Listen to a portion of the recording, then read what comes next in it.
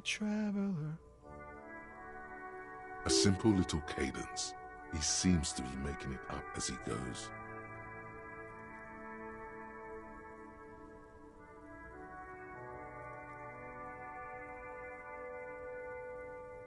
From another planet. Hey there. It's the jam, my man. It's a traffic jam for the ages. Harbor gates up the street are shut tight. No explanation given. Workers on strike, scabs agitating, an all-around clusterfuck. Meanwhile, we're all stuck here in long-haul limbo for days upon days upon days. Upon days.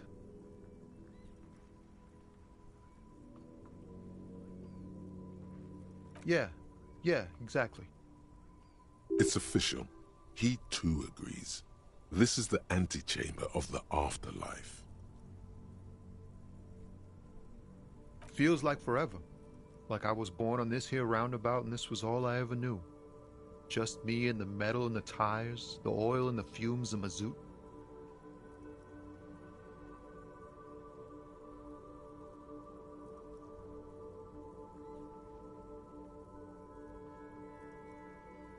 Yeah, imagine. It's been a whole week already.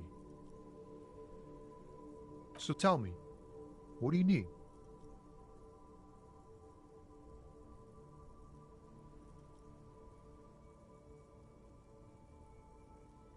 Oh, high-grade narcotics, illegal firearms, stuff like that.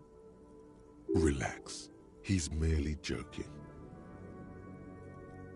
Ha! No, I'm joking, my man. Found runs a nice, clean business. This haul of cargo is mostly sporting goods. You know, tracksuits and that kind of thing. They usually get shipped to Grad in the Occident, though we've been making headway in the Il Moran market lately.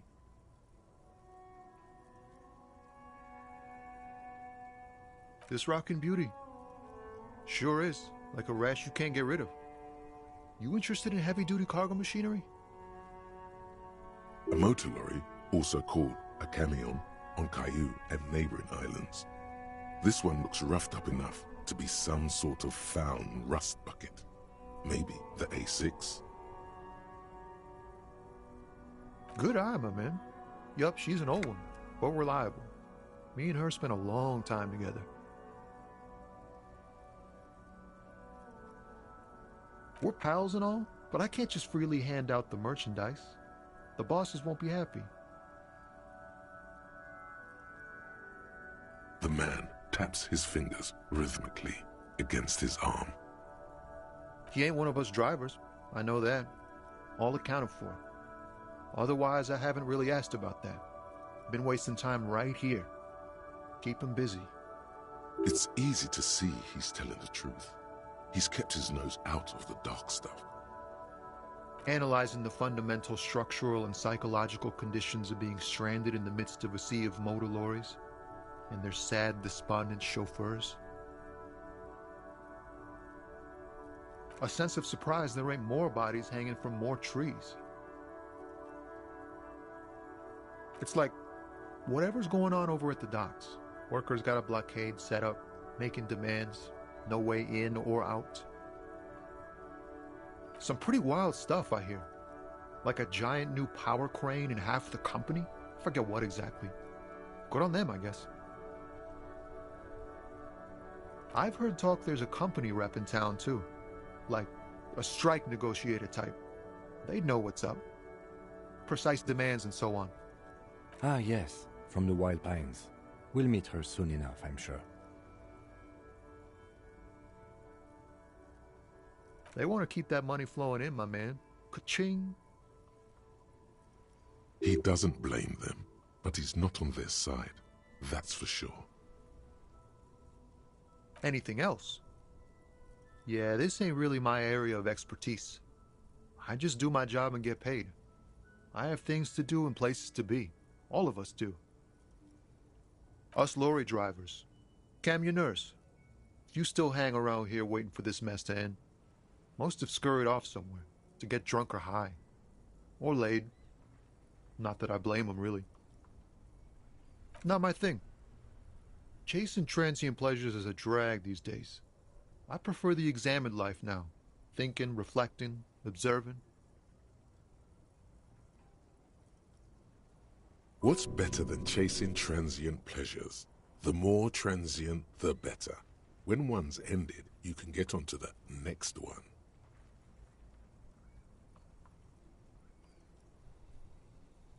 Don't be a stranger.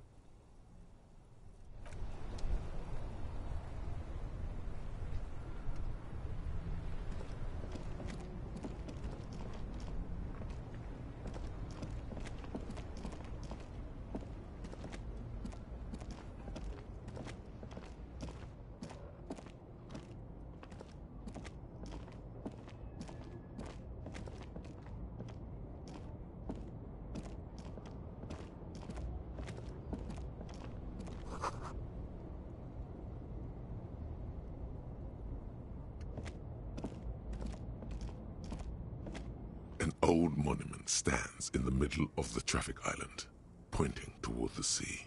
It looks as if it's been reassembled piece by piece, secured and mounted in the air with the aid of numerous ropes and rods. A silver plaque on the statue's pedestal reads, "I am Philip III, the Squanderer, the greatest of the Philippian kings of Revachol, son of Philip II, the opulent, father of Philip IV, the insane."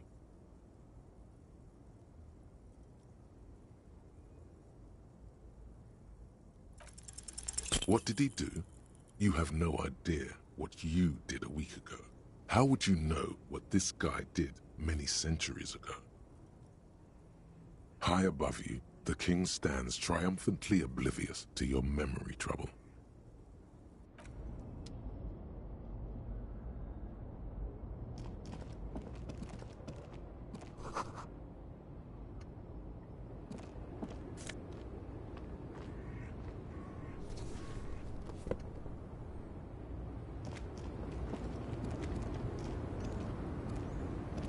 The small, wrinkled woman does not greet you.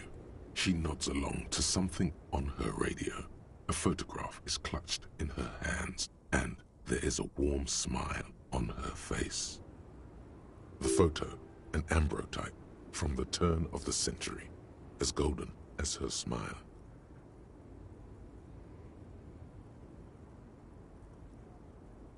No response. Wherever this woman is, your words fail to reach her. Wait. She's just a distracted old woman. Better to leave her alone. Why? I just told you why.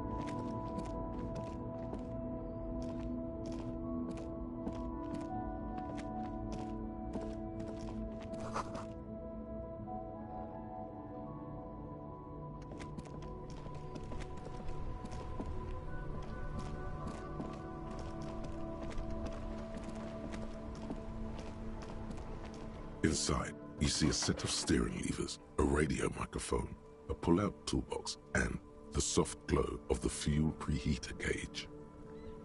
A metallic drawer slides out from under it. The pull-out toolbox slides back into its nest. Preheater gauge casts a warm glow on.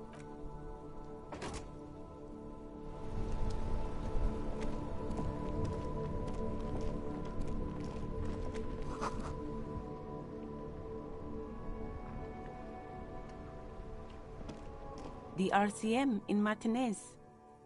What can I help you with? We don't see a lot of police around here, that's all. Of course. What can I help you with? Me? I am just a gardener. I am pleased to meet you too, officer. Of course. Where to?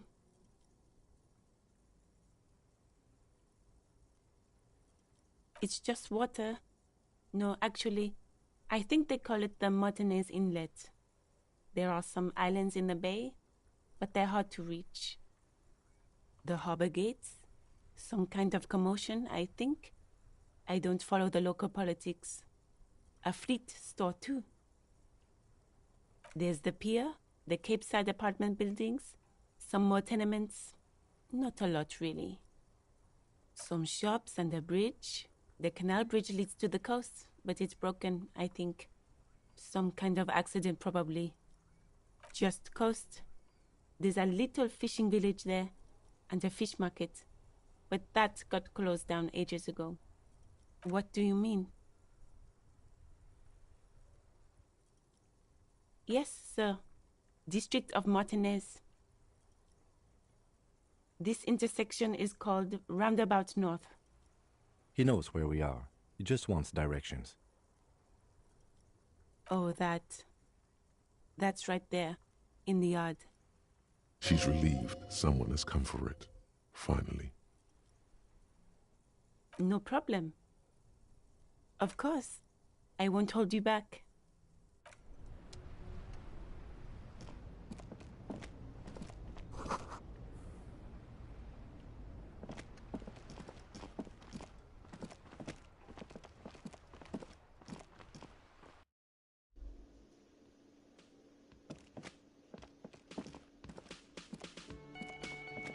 Yes?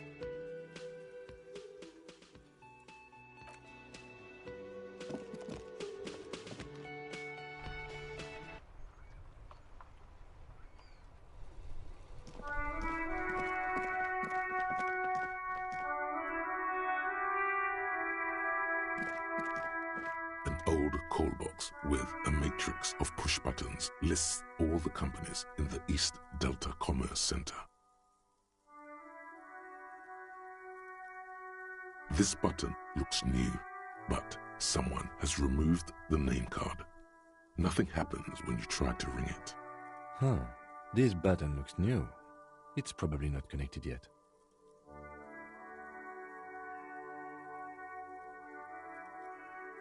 Nothing happens after you ring the doorbell. They don't want to talk to you. You hear static from the intercom speaker. It sounds as if someone has picked up the receiver, but isn't saying anything. You press the number sign on the keypad that terminates the call. 12 name cards on the call box read. You ring the doorbell, but nothing happens. You wait for a minute or two, but all you get from the call box is silence. No one answers the call.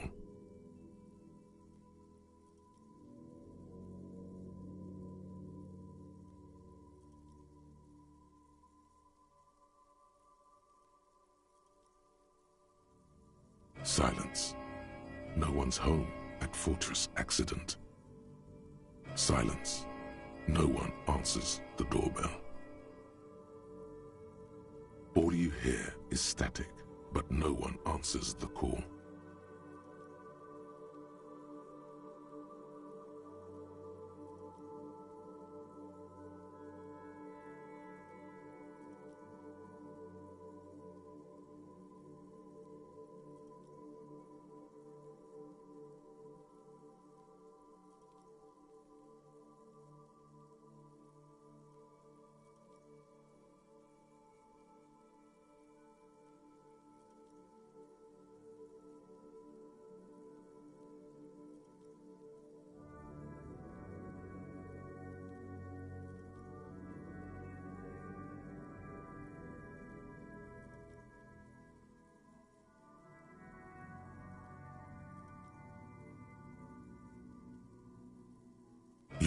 the doorbell, but no one answers.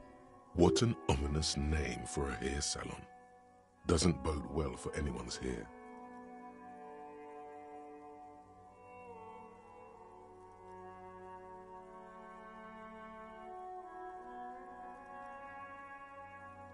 Silence. No one answers your call.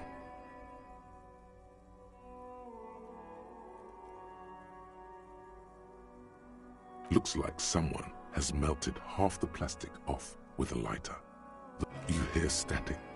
Yes, hello. This is Tricentennial Electric. Have you come to place an order? She sounds almost antique, as if her voice was being played off an old wax cylinder. A receiver must not be working properly.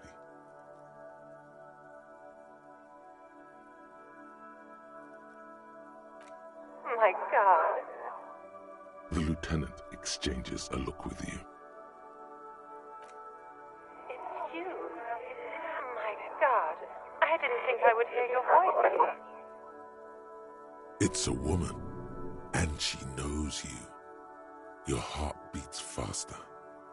Who cares that you don't remember her? Just go along with it.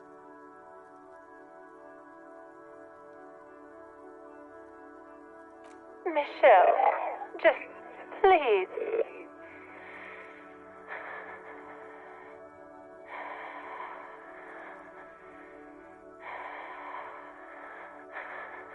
Why did you even call? I don't understand. You've been gone for months. I thought you didn't care.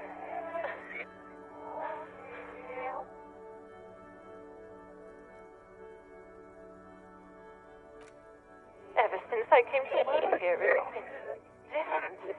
As if my mind's been wiped clean. A spot of static overrides her words. When she speaks again, it sounds like she's submerged.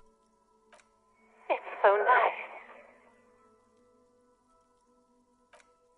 It's so nice to be able to finally meet again. She sounds like she's about to cry. She doesn't answer. Silence. The only thing you can hear now is static and waves washing ashore on the bay.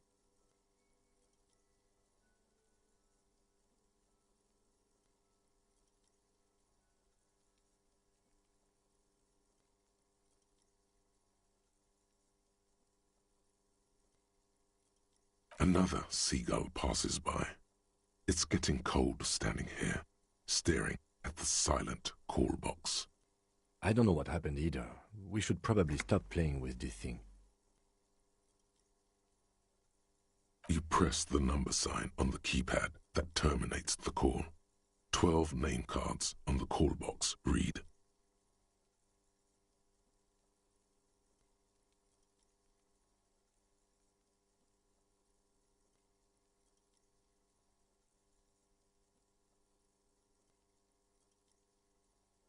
An off-key melody starts playing after you ring the doorbell. Then a woman picks up the receiver. Kuno, please stop calling here. Grown-ups don't have time for your stupid games. Oh, I'm sorry, officer. I thought you were... But the doorbell is broken, and the bookstore shouldn't even be on the list anymore, so I can't help you. Please don't call here again. Thanks. A single beep indicates that the line has gone dead.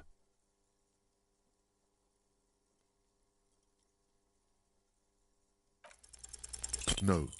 Hold on. The last thing you need in your life is more hysteric emotions. Forget it. Find something else to do.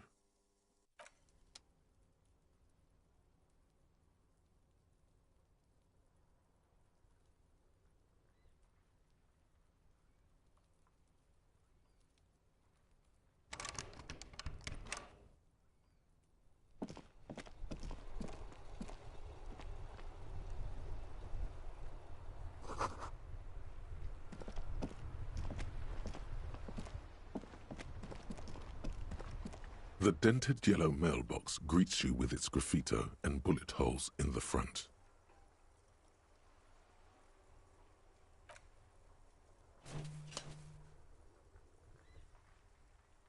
The box seems happy.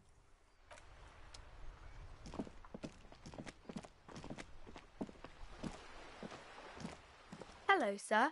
Step right in. The store is open. Are you interested in a new and exciting book? Okay, sir. I'll try to answer any questions you have. I hope they're about books. My name is Annette, sir. My mum, her name is Plaisance. She owns the store. She's inside minding the register or organising the stock. Feel free to step in and browse our wares. I'm signalling that the store is open. Otherwise, people might not know. They'd miss out on the crime, romance, and biographies of famous people.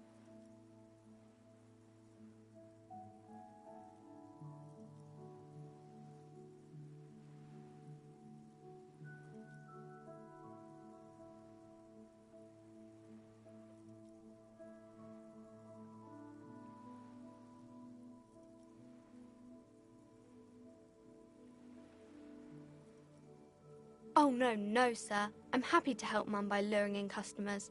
Besides, I have some hot juice in my vacuum bottle to keep warm.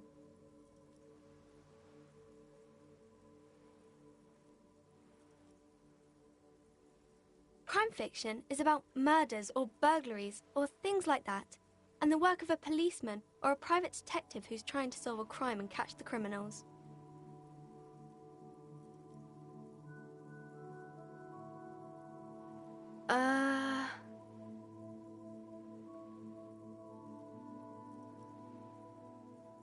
Crime is what we were solving before this conversation began. It's exciting to people, I guess. They get to imagine dangerous things, and it's kind of like a puzzle, where you can guess who the criminal is, or how the good guys are going to catch him.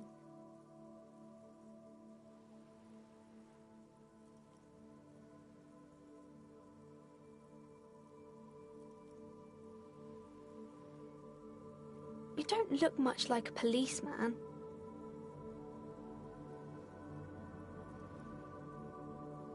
Didn't mean to offend, sir. Sorry, sir. It's just that you don't look like Dick Mullen.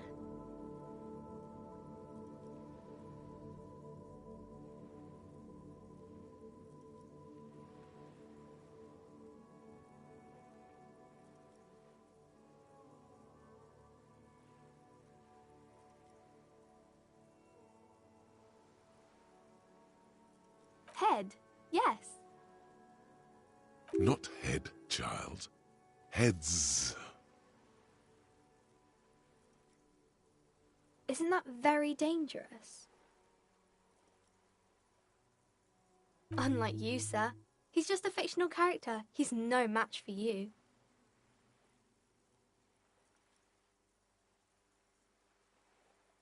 Maybe you can show me some real police work, sir. Like in the books.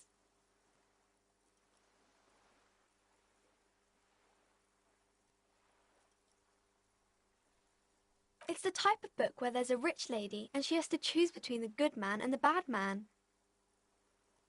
Or there could be a story about a poor lady getting a rich man. It's about man and lady business, sir.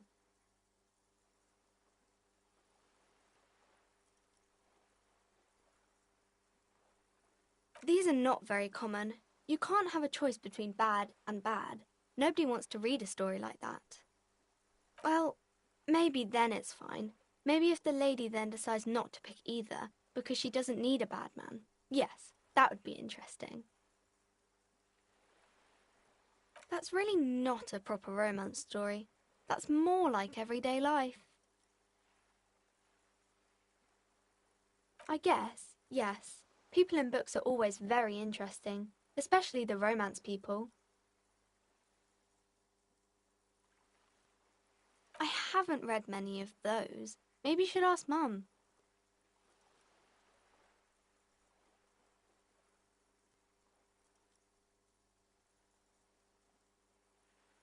I don't think it's a romance story if the main characters break up, though.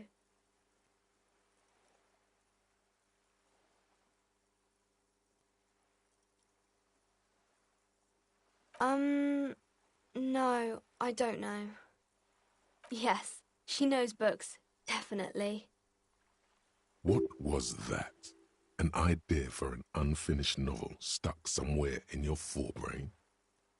Later, when you get the chance, you should address these issues by getting drunk. That'll show them. It happens, but usually the guy gets rich in the process, or should actually be rich himself, but has lost his family property unjustly, like during the revolution or something.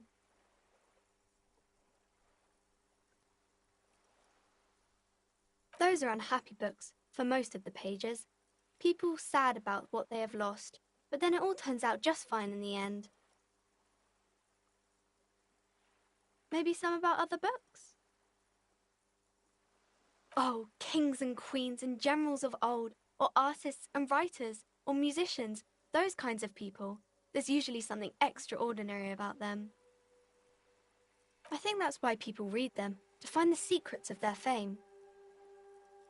Seems like most people who read those books fail to get more famous from reading them. But it does make the famous people more famous.